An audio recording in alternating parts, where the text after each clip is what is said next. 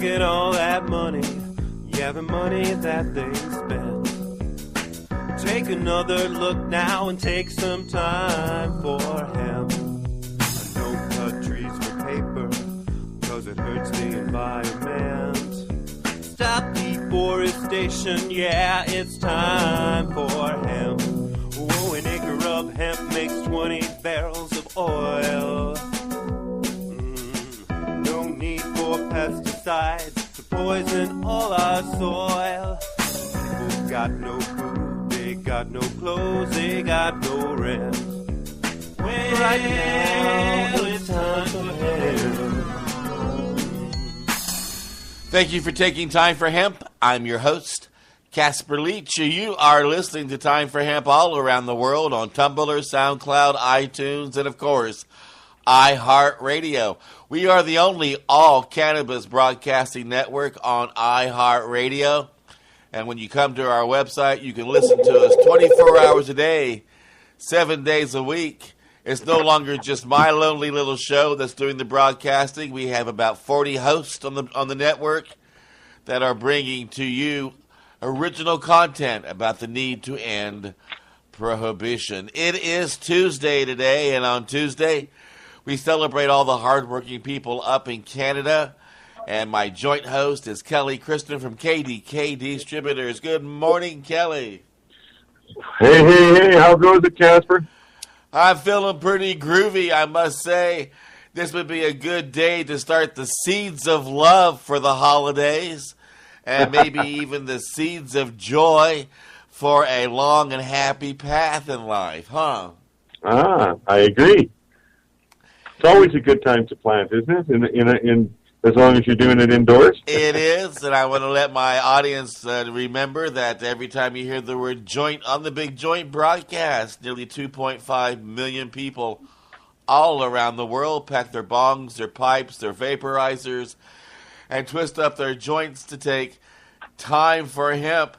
And Kelly on the Big Joint broadcast as my joint guest host. I know that you brought to us a joint friend for us to have a joint conversation with. Absolutely. Special guest today, Franko from Greenhouse Seeds in Amsterdam. Strain Hunt, most of you may know him from the Strain Hunters videos and that kind of thing. So these guys are out there all the time. They're at all the events. They're at all the shows. They're as much out in our industry as anybody and highly visible. So it's really an honor to have Franko here on the show today. How you doing, Franko? I'm great, guys. It's an honor to be on the show. It's fantastic. Well, I understand that Amsterdam is the city of sin where people, when they get off the airplane, they just walk into a big cloud of smoke from marijuana, and there's hookers everywhere, and it's just one constant party. Is that true? Yeah, that's one side of it, definitely. You can experience it that way sometimes. Amsterdam is definitely still one of the center points of the cannabis culture and the cannabis community worldwide. Unfortunately, in the last few years, the policy of the Dutch government towards coffee shops and cannabis in general has been a little bit more strict than we were used to in the past. But this doesn't stop the industry, of course. The industry is growing every year, and more people go to Holland, even though from different origin countries. We have a lot more people from East Europe and from Asia and from the Middle East than it used to be in the past. And a few less Americans, of course, because legalization is kicking in all over the place in the States and in Canada as well. So in general, we see that people need to travel a little bit less. They have good buds closer to home from that side of the world.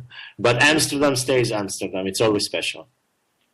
It is special. I've had the privilege of visiting Amsterdam many times, and every time I visit is always a great time. I look forward to just being comfortable with cannabis and being able to go somewhere and peruse the menu, choose something that I'd like to try, twist it up and have a mint tea and sit back and fire it up with absolutely no care or concern.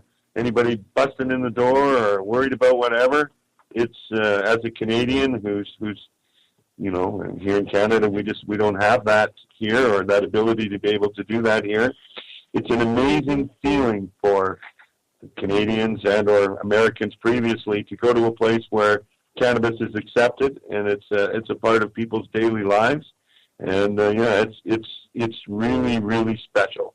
And hopefully you get a chance to go there, Casper, someday and check it out, because it's well worth it. I highly recommend it to anybody who's never been. Not to mention besides cannabis, there are many things in Holland. The Gouda cheese is incredible. The flowers are incredible.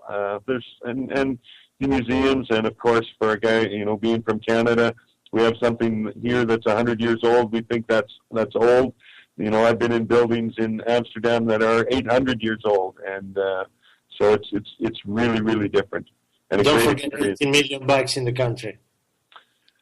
Yeah, the first photo I ever took in Amsterdam, I arrived. I took the train to Central Station. I walked outside of Central Station, and I saw this 3-level parking lot, or what we would classify as a 3-level parking lot, except it looked a little strange.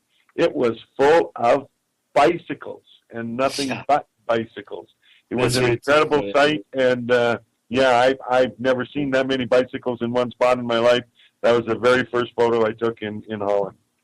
One of the most important stickers on the window of the greenhouse coffee shops is the sticker that says "No bikes allowed in front," because otherwise you get the pile, in 10 minutes.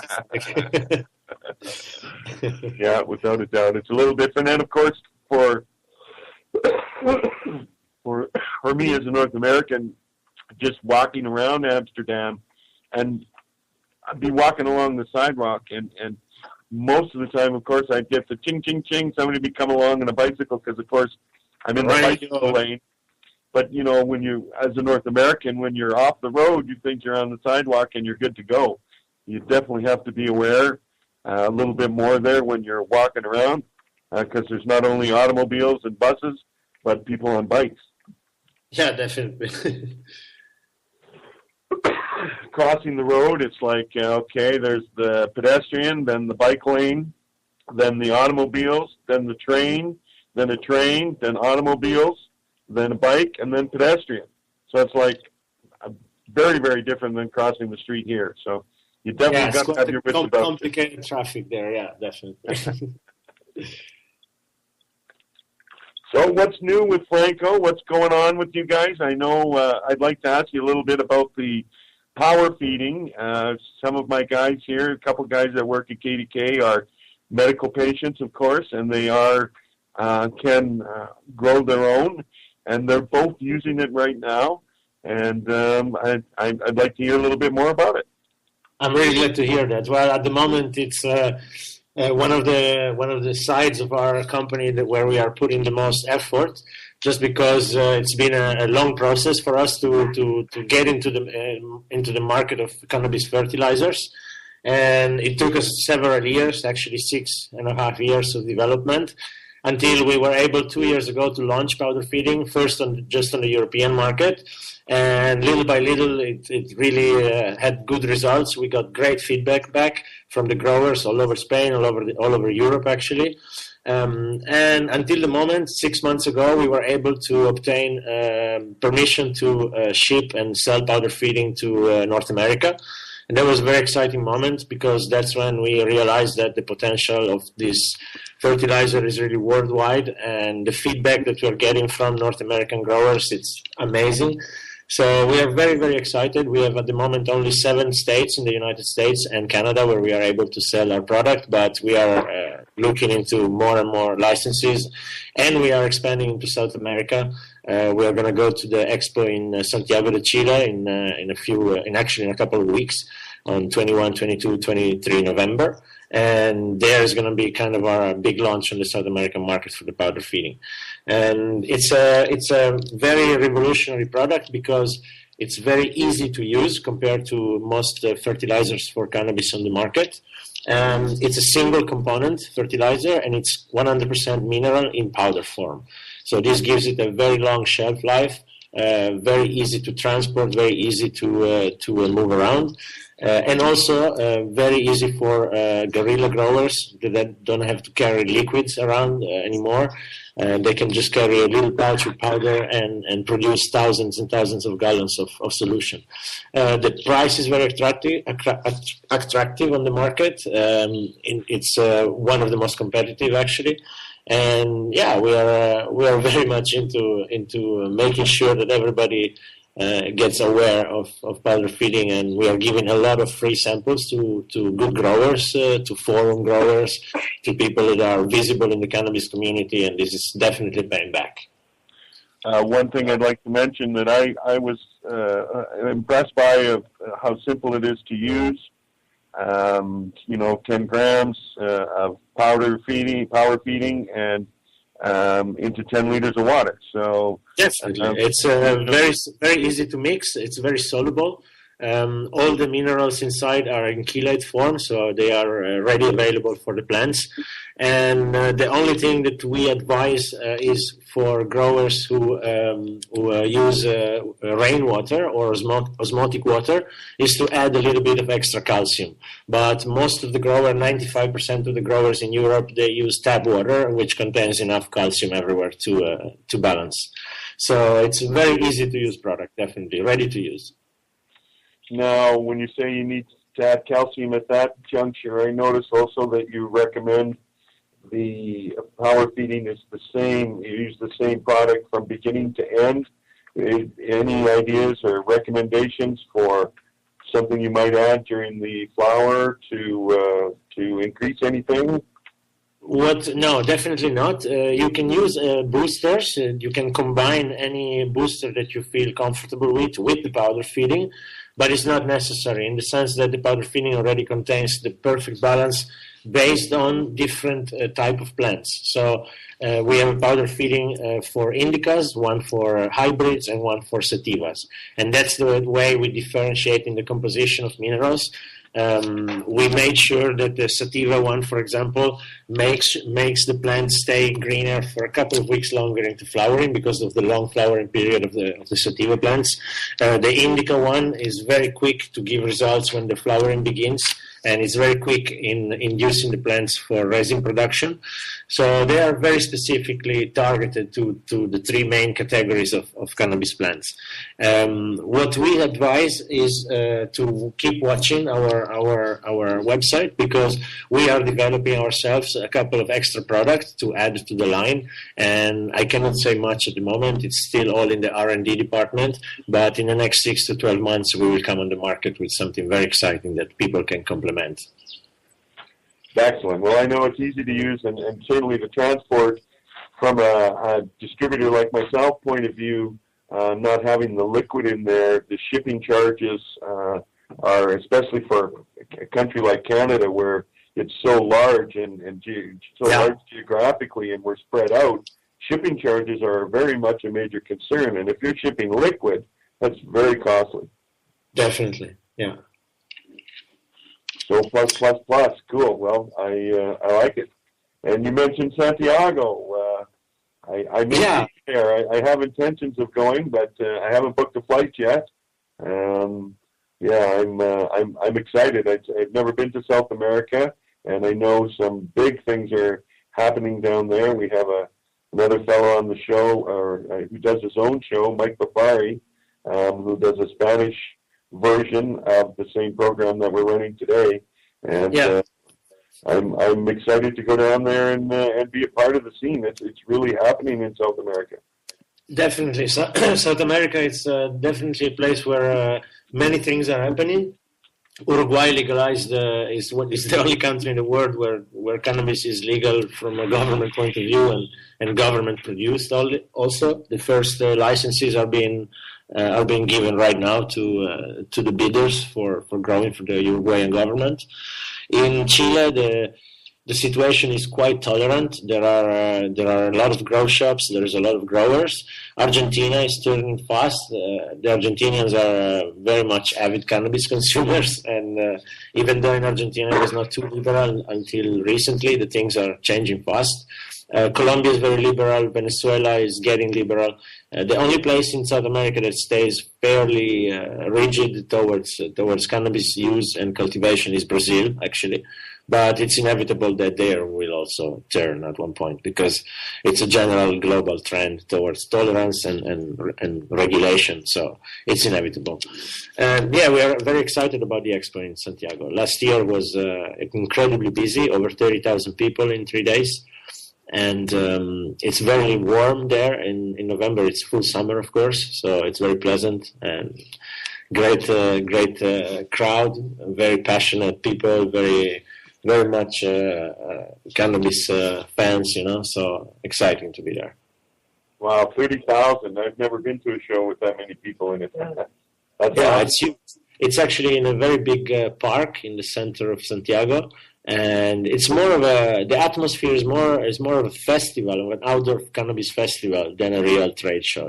There's a lot of stands, of course, and a lot of commercial activities going on, but there's a lot of concerts and outdoor stuff, and it's really like a festival atmosphere, I would say. Nice. So lots of food vendors. Yeah, definitely. I think if I was a food vendor, I'd definitely want to have a spot at a cannabis show. Oh yeah, a lot of munchy people around, definitely. And food is great in South America. I love food in Chile. Yeah. Excellent. Well, I hope to see you there. I hope you'll be there, man. I'm looking forward to. And that's only one of the trade shows. There's so many trade shows. It's incredible. The cannabis industry is really booming, and the number of trade shows and expos and cups around is really one good indicator of how healthy and how pumping the industry is at the moment. Well, then, if we're going to change topics, this would be a good time to take a commercial break and pay our bills. I want to remind you to go to the websites of our sponsors and let them know that you heard about them here on the big broadcast. And, of course, like any joint, Time for Hemp is best when shared with friends. We're going to listen to a song about how groovy marijuana is after the commercial break, and then we'll come back and take a whole lot more Time for Hemp.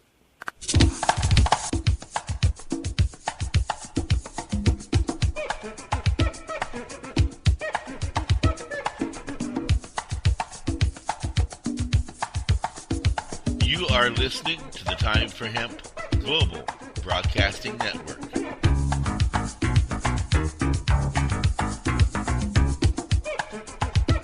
Please share us with your friends.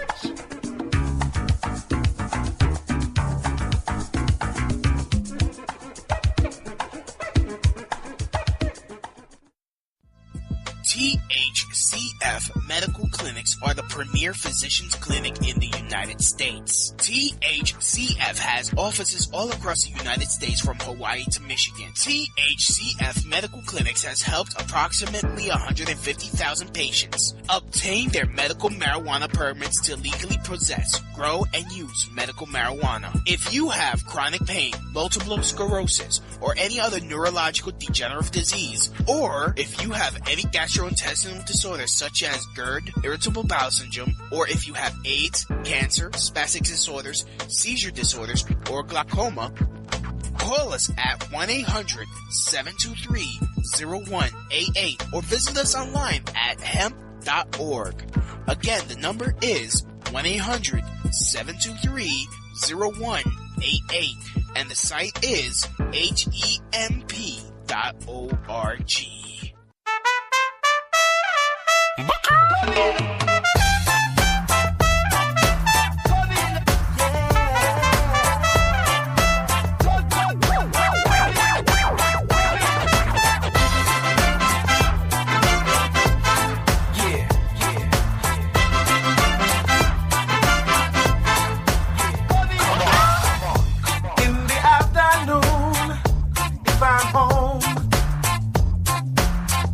I smoke marijuana, yeah. And in the evening time, when I'm alone, I smoke marijuana. Yeah, yeah. Oh, marijuana. Oh, marijuana. Yeah, yeah. Oh, I got my ganja. Dread like a rasta. Yeah, yeah. In the morning light, I lie awake. I smoke marijuana, yeah, yeah. And by the afternoon, I am stoned. Oh, marijuana, yeah, yeah. Oh, marijuana, marijuana. Oh, marijuana, yeah, yeah. Oh, I got my ganja, gonna burn it up, yeah. Dread like a rasta, yeah.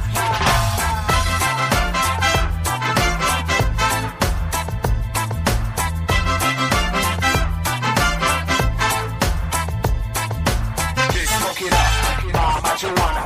They smoke it up, yeah. Smoke it up. They smoke it up, yeah. Marijuana. They smoke it up, smoke it up, smoke it up. Take that weed out the bag, sprinkle it slow, cross the zigzag, hold it up, roll it up, tighter and tighter, grab your lighter, flick it, pull the smoke, be cool, don't show, let it out, that's what getting high is all about. Look through the bottoms of your eyelids, feel like you did when you was a little kid, happy, positive and mellow, spreading love on to the next fella. Or lady, I look like I'm shady, cause my eyes are redder than Grady. You know the boys from my neighborhood, we look real bad, but we feel so good. And if I'm old and gray, and I live alone, What you gon' do, homeboy? I smoke marijuana. I'ma be right there with you, come on. And in my garden, I will grow my own. You gon' grow it? Hey, Marijuana. sing it, come on. Oh, marijuana. Hey, speaking of which, Oh, marijuana. can you pass that over here, please? I got my ganja. I'm about to get my ganja. Yeah, Dread like a rasta. I'm gonna treat it like a rasta. come on. Oh, I got my ganja. Uh-oh, I'm finna get the blunt. Yeah, man. Dread like a rasta. Let me hit it one time. Oh, how I wish I was in Jamaica. Hey, we can go there.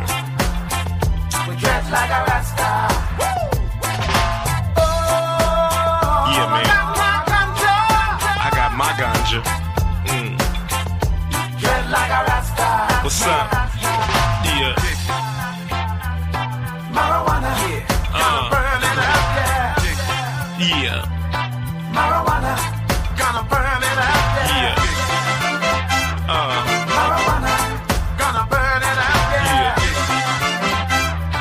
Marijuana. Yeah, I'm going to burn it up and hit it like a rock star here on the big broadcast. That's why it's called Time for Hemp. Do want to remind you that we are heard 24 hours a day, 7 days a week. You can find us on iHeartRadio, Tumblr, SoundCloud, and of course at timeforhemp.com. We are a growing network. Get it? A growing network. Arc. And my joint host today, Kelly, Kriston, and I are saluting all the amazing people up in Canada and those who work diligently to produce new strands of wonderful plants to grow. And Kelly also does a wonderful thing with him and his team for medical marijuana patients. They make it possible for medical marijuana patients to consume their medication healthily. Kelly, I'll let you share that. You bet. To you people who listen regularly, you're well aware we give away a vaporizer once a month for free. It is a very good quality vaporizer. To be eligible, it's pretty simple. You just have to be a medical cannabis user anywhere in the world. We have shipped them plenty of different places around the world, and do have machines that will work in Europe or Australia or whatever the case may be. It is 100% free. all we ask is that what we're looking for is people who use cannabis medicinally but cannot afford a quality vaporizer. And I know even here in Canada there are plenty of them. A lot of these people are on assisted income, pensions, disability. They just barely make enough money to pay rent and buy food. So for these people, we're in search of them. It's super simple. All you have to do is send me an email to Kelly, Kelly, at kdkwholesale.ca. Tell us a little bit about yourself and where you're at, contact information, and yeah, it is. It's 100% free. We send it right to your door. So we would like to hear from you. And on behalf of the medical marijuana movement, Kelly, thank you so very much for all that you and your team do. And I also want to thank our guest today for all that he does, creating wonderful new strands of amazing smoke for people to enjoy. Franko, do you also make it a point to breed for other qualities, such as strands that might make better paper, strands that might be better at creating fabrics, strands that might produce more seeds so that we can produce oil for people to utilize for the industrial aspect, or are you strictly focused Casper, on it's challenging, the cannabis plant is such a versatile plant. As you said, there are so many uses, so many targets that you can put to yourself as a breeder.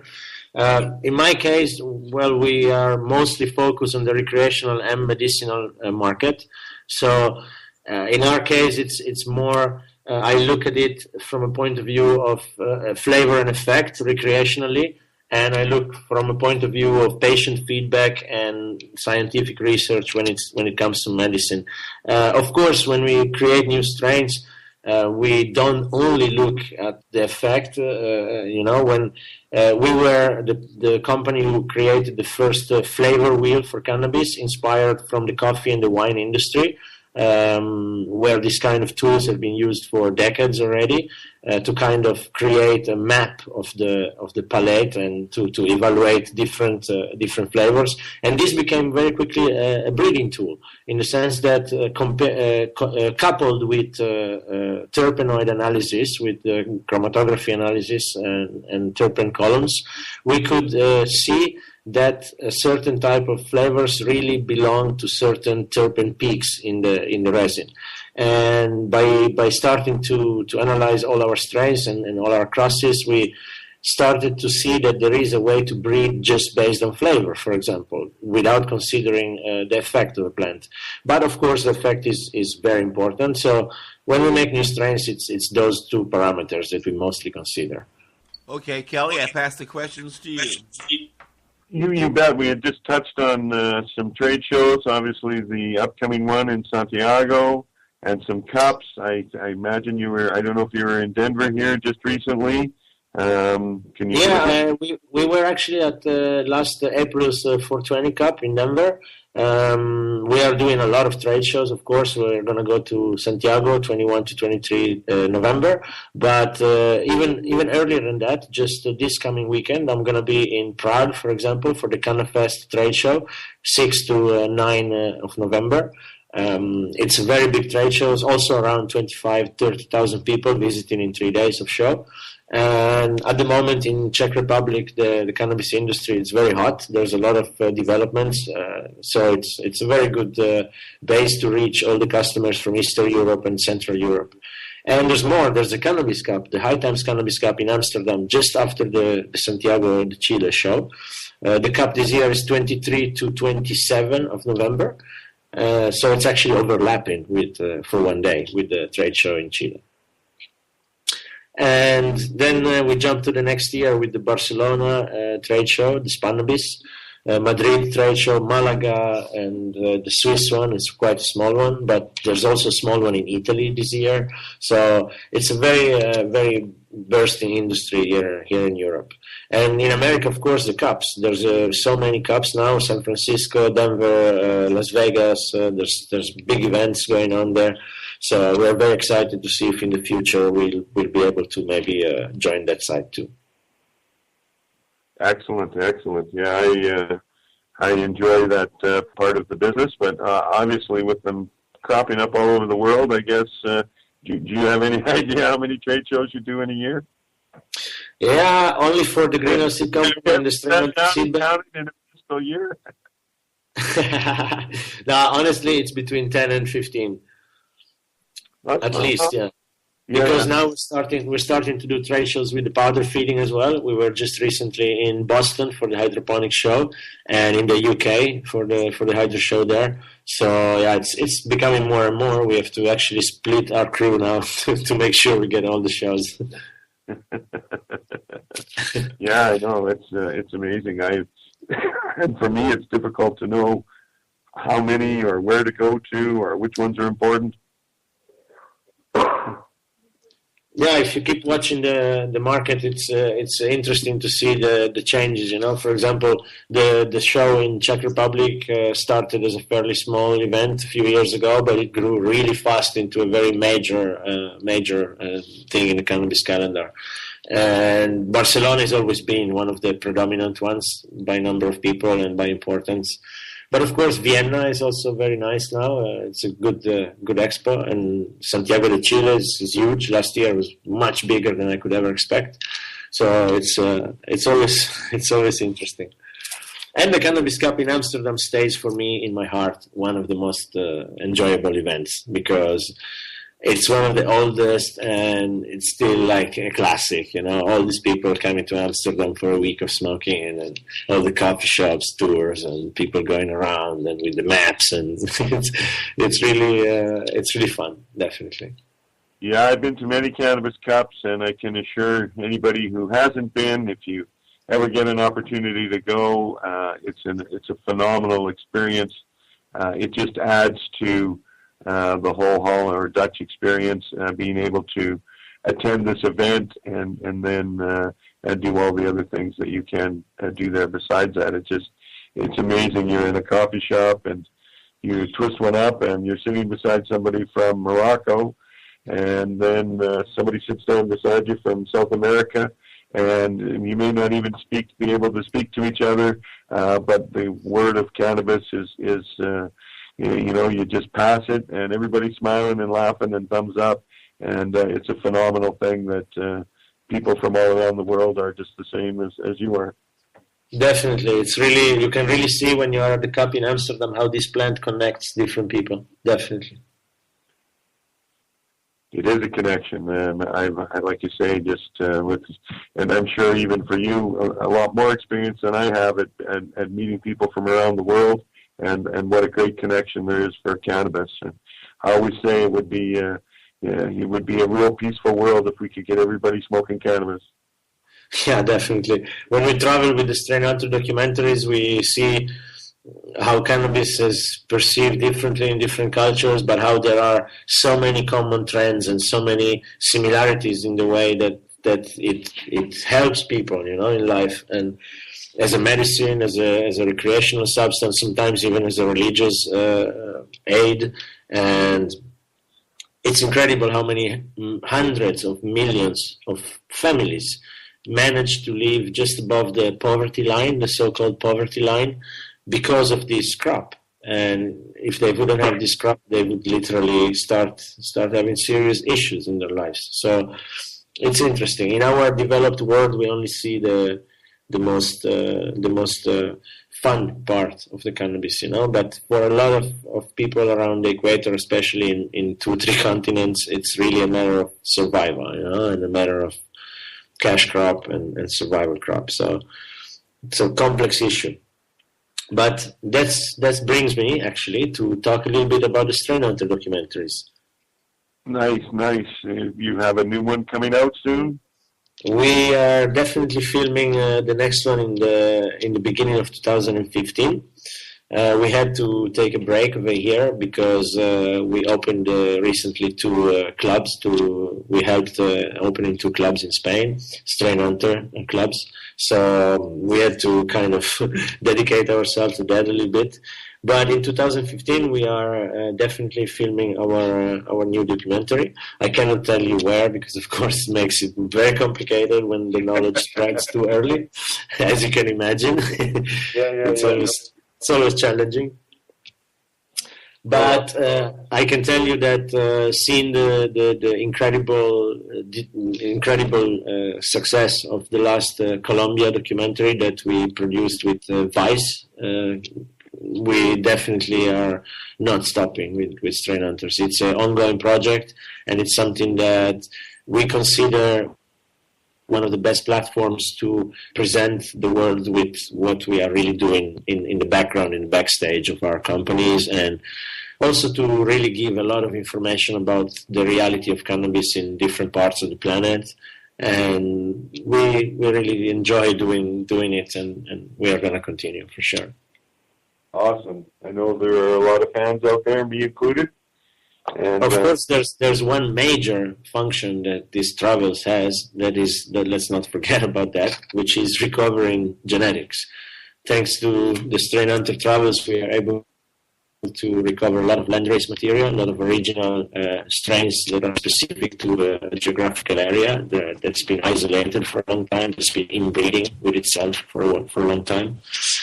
And using this material, we really can enrich our genetic library. It's good to keep crossing with famous strains, but it's also good to have fresh genes, material that has new flavors, new cannabinoid profiles, new terpenoid profiles that keeps adding to the mix.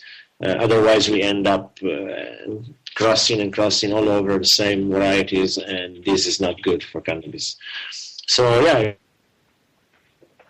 It's a very important function. We retrieve landrace material. We are busy also producing landraces. It's taking an awful long amount of time. We are already busy for over 4 years trying to stabilize some of the landraces that we retrieved. And they are still not commercially interesting, let's put it this way, because they are just too wild of plants. The flowering time is too long. The internodal distance is humongous. So yeah. It's a very interesting, very complicated work, but we are on it full 100%. Well, what a plate! I thought my plate was fairly complicated full, for me is paying my bills, and I can't do that unless I take a commercial break.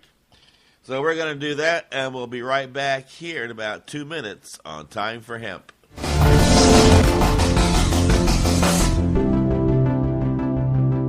You are listening to the Time for Hemp Global Broadcasting Network. The only broadcasting network dedicated to ending the global war on drugs on iHeartRadio. Please share us with your friends.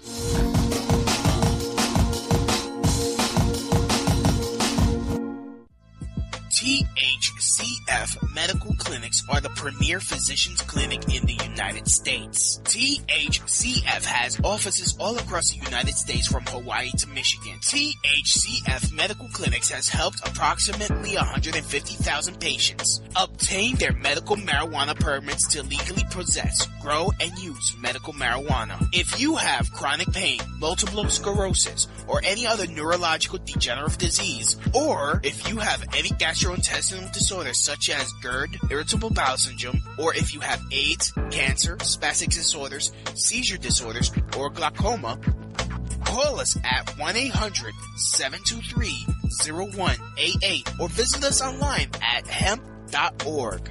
Again, the number is 1-800-723-0188 and the site is hemp.org.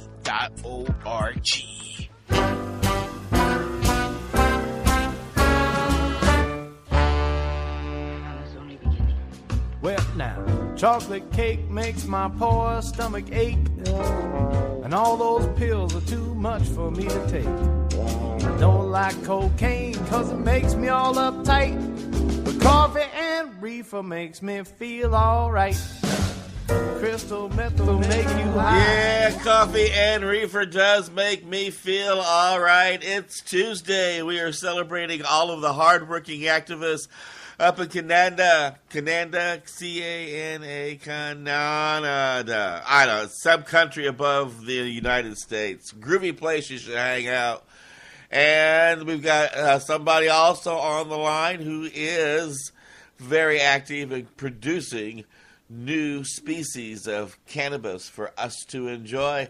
I'll let my joint host and my joint guest get back to their joint conversation here on the Big Joint Network at Time for Hemp. Kelly? Hello. I want to say, Here we are. yeah, it's been a really a great pleasure to have you on the show, Franko, because you have so much to tell our audience about just everything in the industry, because you're so busy being involved in the industry. You're a wealth of knowledge. It's great to be here, and I would be glad to be back from time to time. Absolutely. I think we can make that happen. I'm sure Casper's all right with that, aren't you, Casper? Maybe absolutely. It's great to get updates like this, and also stay in tune as to what's happening in that party city there in Europe known as Amsterdam. Definitely. All of us in North America are always interested in what's happening in Amsterdam, of course, because we look there for, it's been going on since I was a child, and even though it's not, of course, technically legal there, you guys are at the forefront of showing the world that cannabis can and should be a part of our system as much, certainly as easy as alcohol is.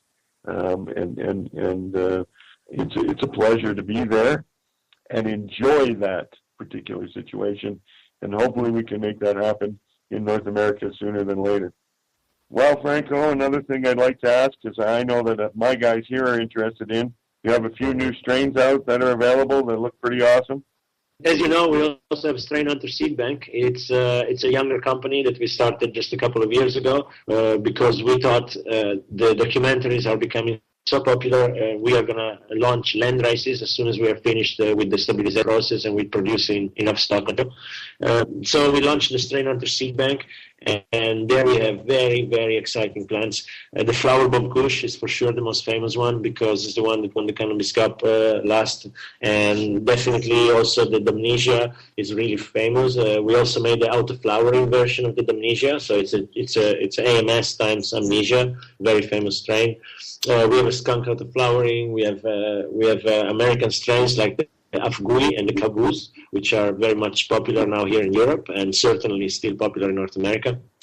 And yeah, it's basically very exciting for us because we can't wait to launch the land races. We still are very busy with them, and in the next 12 months we will be ready to launch.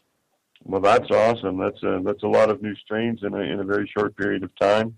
Like I said, I know that we did have a short supply of them for it didn't last very long, and soon we'll have more inventory, and we're getting great feedback from the customers as usual.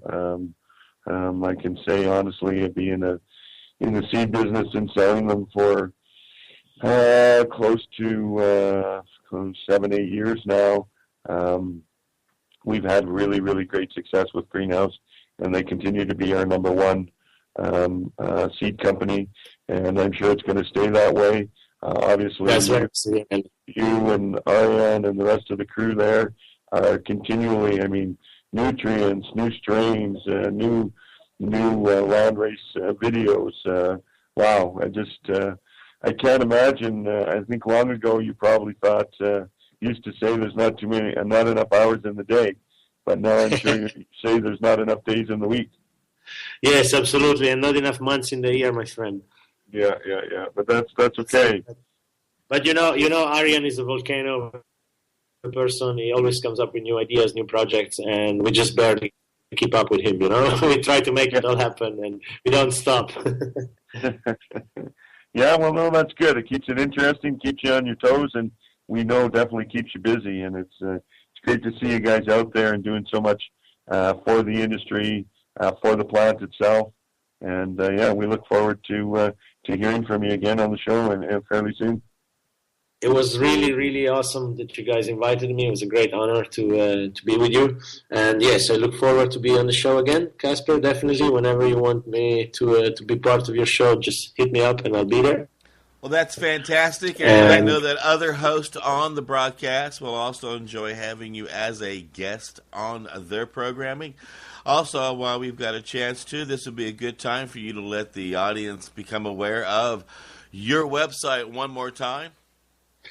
Definitely. You can reach us at strainhunters.com or greenhouseseeds.nl. And Kelly, I know you want to give a shout-out to a couple of people up there as well. You bet. Unfortunately, we lost one of our great friends in the industry, Pat from Vintage Vinyl in Regina. So he lost his long battle with cancer, and he was. Rest in peace. He was a great guy, and we're going to smoke a big fatty here for him today again, and.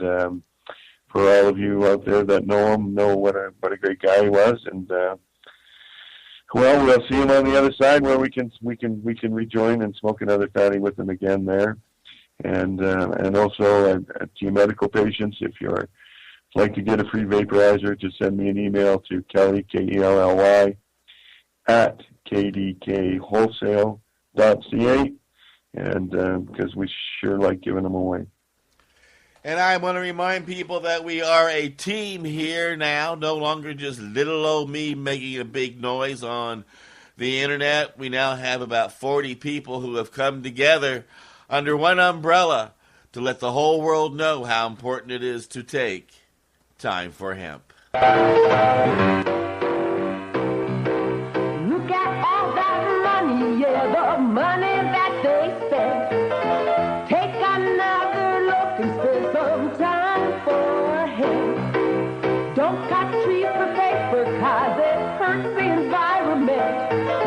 Stop deforestation, yes, it's time for him. Whoa, an acre of hemp makes 20 bales of oil. No need for pesticides to poison all our soil. People got no food, they got no clothes, they got no rent. Well, time for help! Yeah.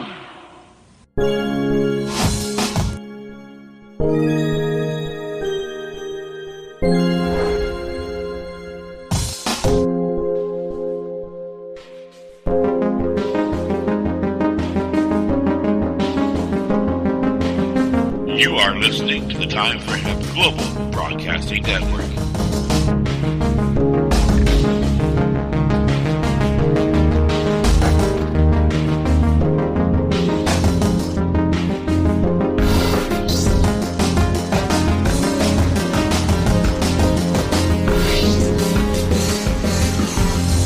The only broadcasting network dedicated to ending the global war on drugs on iHeartRadio.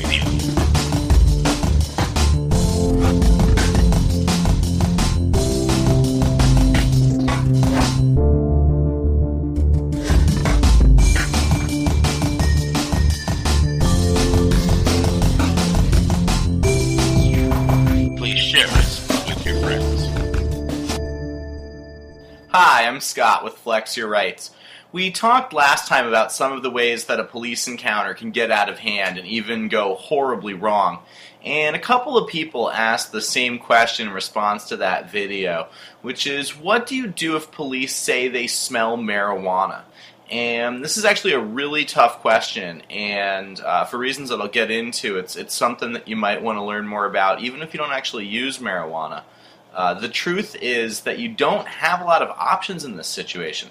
But let me break it down for you, and I'll just try to be as helpful as I can. The reason this is such a big issue is that the smell of marijuana by itself is considered probable cause to believe there's a crime going on. So as long as police smell it or claim that they smell it, in most situations they can automatically search you. And unfortunately, the courts trust police officers to be honest about this, which creates all sorts of problems. And that's why it's something that can affect you whether or not you're a marijuana user. The smell of marijuana is something that the officer might bring up as an issue to sort of manufacture probable cause after you've refused to search. And so that's why it's a big deal. And so let's talk about some of the ways that you can protect yourself from having this happen to you. First and foremost, we want to eliminate the possibility that you're actually running around reeking of marijuana. Believe it or not, a lot of police officers aren't liars, and they aren't going to just say that they smell pot if they don't. So most of the time when an officer claims that they smell marijuana, it's because they actually smell it, and that's the reason that they think there's something going on. That's why they want to search. So first of all, we have to eliminate that factor, and that's going to reduce your odds of getting jammed up considerably. Above all, this means that you aren't ever smoking marijuana in your car. Smoking in the car is just the best and most efficient way in the world to get arrested for marijuana. We get emails at Flex Your Rights every day from people who got in trouble, and 9 times out of 10 it had something to do with smoking in or around a vehicle. That's just the number one way that it happens in my experience. And there's no reason for it. It just doesn't make sense. I mean, if you're so impatient that you can't, drive for 30 minutes without sparking something, well, then you're going to hate being subjected to a weekly urinalysis when you're on probation after getting busted, inevitably. So cool it with that for your own good, please. And beyond that, if there's anything in your car that might smell like marijuana, for example, a bag of it or an apparatus or what have you, keep that stuff stored away and sealed up. Better yet, keep it out of the car. It really shouldn't be there. Unfortunately, making sure your car doesn't smell like marijuana might not be enough. It's really just the beginning. If the officer becomes really suspicious of you, they can lie or just imagine it, even when it isn't there. And for you, that can be just as bad as the real thing, because it means that they now believe they have probable cause to go ahead and search the vehicle, or at least that's what they're claiming. Another important thing is just to make sure that you keep your car clean in general, because when police see a dirty car, they think of drugs. So if your car is clean, the officer is just a lot less likely to even start with you. And again, this is a preventative measure, but it's important. It really does make a difference. Along these same lines, remember that police profile like crazy. So if you're running around looking super cool all the time, they're going to notice you. I would never recommend that you tone down your style. It's a free country, and you shouldn't be afraid to be yourself and be awesome. But also just be aware that if you have a distinctive look or a flashy vehicle, it just means you're more likely to get harassed. It's bullshit, but be ready for it. I get emails all the time from biker dudes and people like that who don't even do drugs but are getting pulled over and harassed and searched by police all the time for dope. It's just a dumb stereotype, but it's also the reality of how our laws are enforced, particularly under the war on drugs. Think about what you have with you, for example. If you do fit a profile, or if you have a history of getting harassed by police, you factor that into your decision-making about whether to make yourself vulnerable to a criminal arrest. Now, the last thing, and this is perhaps the most important point of all, is that you always want to assert your rights no matter what. Keep in mind that when police say, for example, that they smell marijuana, it might just be a trick. They might just be trying to judge your reaction or scare you, and they're looking for sort of these verbal or nonverbal, cues from you, your eyes darting around or your breathing heating up and these kinds of things that police officers deliberately try to provoke you to create those reactions when they're suspicious. It may not be their intention to do a full search of the vehicle unless you give off some sign of guilt. And so things like making references to marijuana, you look stoned, you smell like pot, these things could just be a trick. And so you don't want to panic at that point and waive your rights. You always want to refuse the search. If they're asking to search the vehicle, you always want to say no. And if they're claiming to smell marijuana, you want to respond the way that an innocent person would respond. And hopefully you are innocent because you haven't been smoking pot in your car. So you say, officer, I don't smell anything. Or, officer, whatever you're smelling, it didn't come from in here. It may or may not stop them, but it gives you a better chance of getting out of the encounter. And most importantly, if you do flex your rights and ultimately you're searched illegally, if you're arrested as a result of illegally obtained evidence, all of these things can be challenged in a court of law. Now, probable cause derived by something like marijuana odor is hard to disprove in court. It's very hard. But an officer who, for example, would make a claim like that dishonestly may very well have a track record of making the same claim every time they pull somebody over and the search is refused. And so you got to keep in mind that there's a track record here, and a good attorney can get in there in a court of law and maybe even win your case. So don't give up. That's the important thing, is to sort of be prepared for all of these possible outcomes. And this is a particularly tricky situation, and one that sort of lends itself to a little bit of corruption and dishonesty on the part of police officers.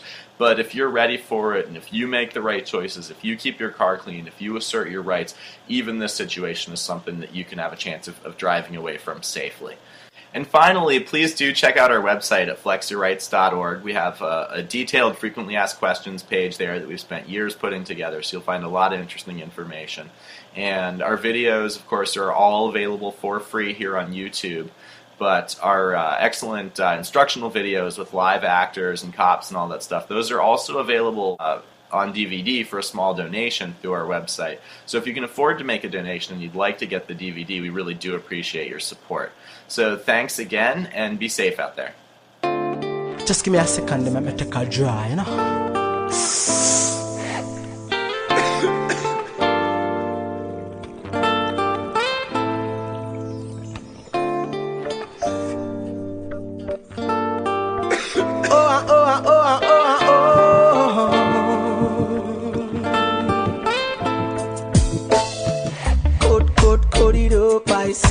I tell from the smell it's the highest grade.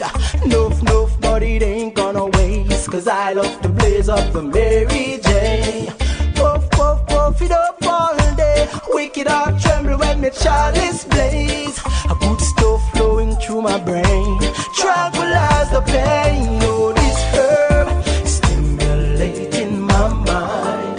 After a hard day's work, herb makes me unwind. So don't you run round my herb, stimulating my mind. After a hard day's work, herb, it make me calm my nerves. In the morning, I blaze it while I pray. Motivation for me to face the day. Ooh, Mother Earth, grow it naturally. My herb, it make the best tea for me. Take me places I've never been, show me things I've never seen. Oh, this herb stimulating my mind. After a hard day's work, herb, it makes me unwind. So don't you cut down my herb, stimulating my mind. After a hard day's work, herb, it make me calmer, it make me calm my nerves. Sacramental, no grabber, no blunt, send me blaze it ital. Spiritual, food for the brain, so me know it vital. Sacramental, no grabber, no blunt, so me blaze it ital. Spiritual, yeah, food for the brain, so me know, yeah. Code it up, I say. I tell her from the smell it's the highest grade. And noof, but it ain't gonna waste, cause him I love to blaze up the Mary J. Puff it up all day. Wicked heart tremble when my chalice